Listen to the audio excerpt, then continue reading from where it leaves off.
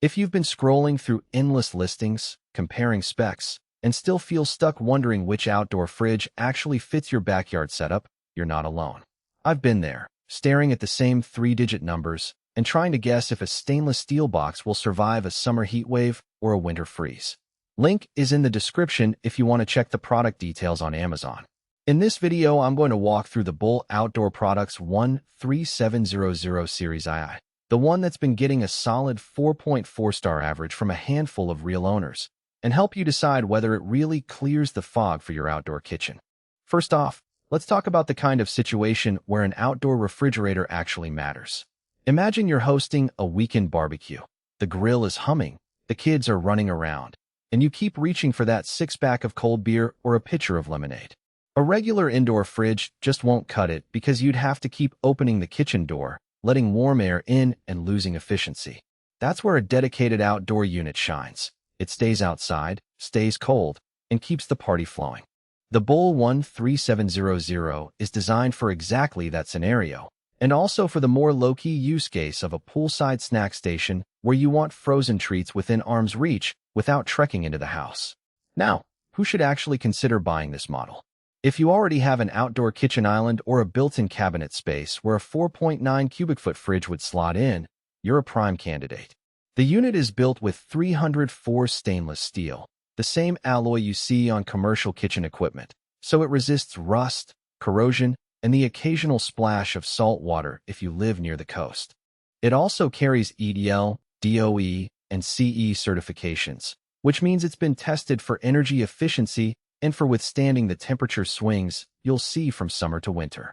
If you entertain frequently, need a locked compartment for wine or craft beers, and want a sleek look that matches stainless countertops, this fridge checks those boxes. On the flip side, if you're just looking for a small cooler to toss on the patio, or you live in a rented apartment with no permission to cut a hole in a wall, you'll probably want to skip this one. The unit requires a dedicated cutout, roughly 23 inches wide, 28 inches tall, and 22 inches deep. And while the door is reversible, you still need that space carved out or a freestanding spot that can accommodate the dimensions. For renters or anyone without the willingness to do a bit of carpentry, the installation hurdle can outweigh the benefits. Let's dig into the practical strengths that actually show up after you plug the thing in. Temperature control is one of the most talked about features for outdoor fridges, and the Bull gives you a digital range from 32°F up to 50°F. In real life, that means you can dial it down to just above freezing for storing ice cream, or keep it in the low 40s for a crisp, refreshing beverage zone.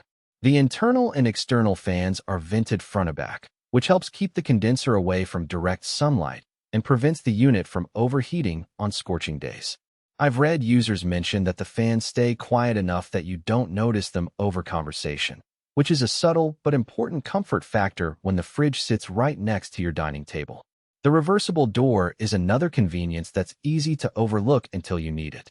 Whether you have the fridge tucked into a left-hand corner or a right-handed one, you can flip the hinge without tools, saving you a lot of frustration during the build-out phase. The lockable door also adds a layer of security, great if you have kids running around or if you store higher-priced bottles that you don't want wandering off during a party. The 4.9 cubic foot capacity translates to roughly 2 standard six-packs of soda, plus a few frozen pizza boxes, so you get enough room for a modest gathering without the unit becoming a massive, space-eating monolith. Now, let's be honest about the trade-offs. The capacity, while adequate for most weekend get-togethers, can feel cramped if you regularly host larger groups or if you plan to use the fridge as a primary storage spot for a full week's worth of groceries. You'll quickly discover that stacking large containers reduces airflow, causing the temperature to drift upward a few degrees. Because the unit is sealed for outdoor use, the interior isn't as airy as a kitchen fridge, so you need to be mindful of how you arrange items. Also, the digital temperature dial, while precise, can be a bit fiddly in the first few days as you figure out the sweet spot for your climate. Some owners have reported that the display glows dimly at night, which isn't a big deal, but can be a minor annoyance if you have a dark patio and don't want a light source. Energy consumption is another realistic concern. The DOE certification means it's more efficient than many older models, but an outdoor fridge still runs continuously because